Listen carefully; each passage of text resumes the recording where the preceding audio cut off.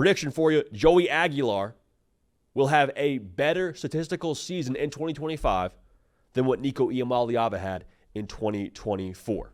We'll break that down right now, but if you want more Tennessee content, or if you're just a college football sicko and you want to talk college football year-round, hey, welcome home. College football, nothing but college football. The best way to be a part of this, or the best way to tell us you want more content around your team, is by subscribing to the channel. So thank you in advance for getting locked in.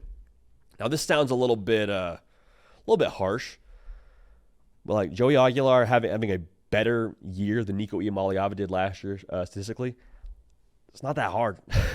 Nico threw for 19 touchdowns last year, 5 interceptions, and it was good enough to get you to the college football playoff, 2,600 yards, cool. But Joey Aguilar, in a down year, quote-unquote, at App State, threw for over 3,000 yards and 23 touchdowns. Now, the down year part of this is he threw for double-digit interceptions last year. You got to cut that down.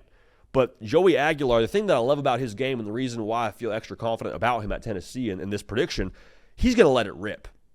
Like, just personality-wise, the way he plays the game is different than Nico Iamaleava. Some of this could have been Nico's first year as a starting quarterback, all the hype, all the expectations at Tennessee. Maybe that wears on a guy, but, like, Joey Aguilar is not afraid to cut it freaking loose. And if you're a Tennessee fan, I think you are you're excited about that. And you should be, because of what he brings to the table. And Hendon Hooker, when he was so good at Tennessee, brought a couple of things. 1, experience. Check the box, Joey Aguilar. 2, the ability to connect on the deep ball. Again, check the box with Joey Aguilar. So I'm not telling you Joey A is going to be Hendon Hooker, but I am saying there's some similarities to get excited about and some differences from what you had last year at the quarterback position.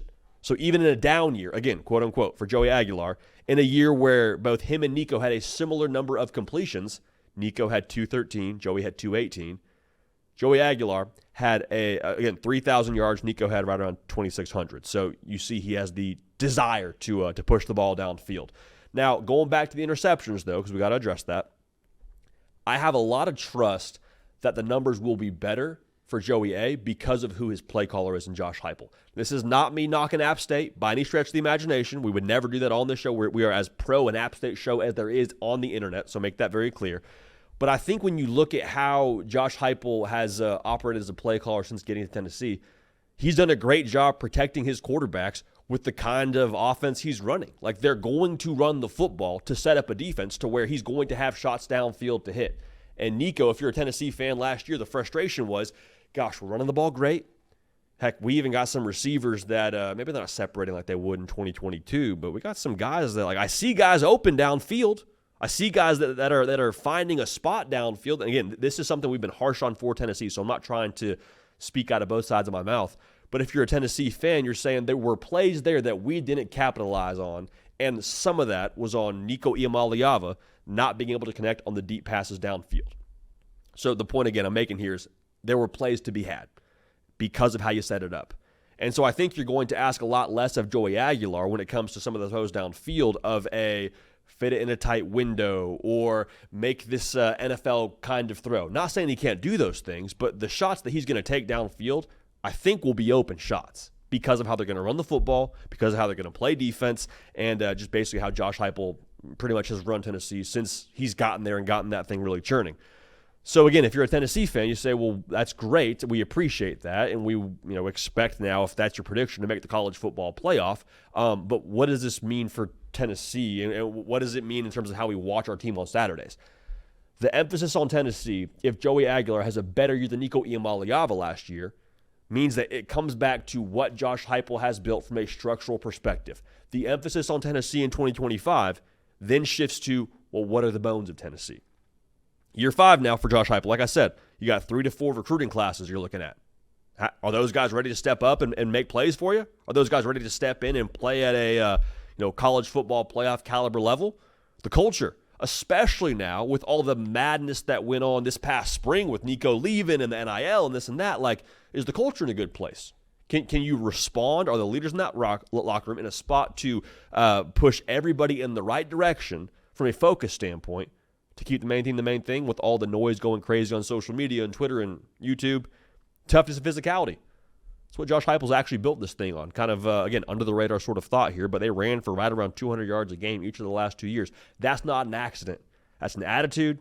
Yes, it's play calling, but that's an attitude. That is a will to win sort of thing. That's a physicality thing. All of those cliches, they factor into how you play on Saturdays. Are those still there to support your starting quarterback? So when we look at Tennessee in 2025, and the thought, if you're a Tennessee fan, of can we get back to the college football playoff, it's doable.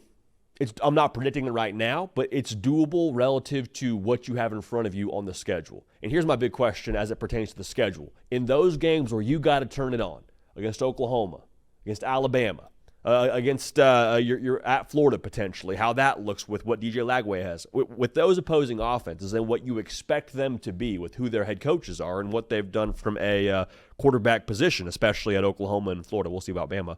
Do you have the surge potential within the engine of that offense to go score how you need to score to win those football games? Because I don't really question all the things I just mentioned a second ago about like the base of Tennessee and the foundation of Tennessee, the toughness, I think that'll be there. Now, how it looks exactly and who gets it done with some of the pieces they're replacing, we'll see. But I don't question that with Josh Heupel. That's kind of been their MO. But do you have the high level of horsepower offensively to where, hey, we got to score 35, we got to score 42 to win this game? Do we have that?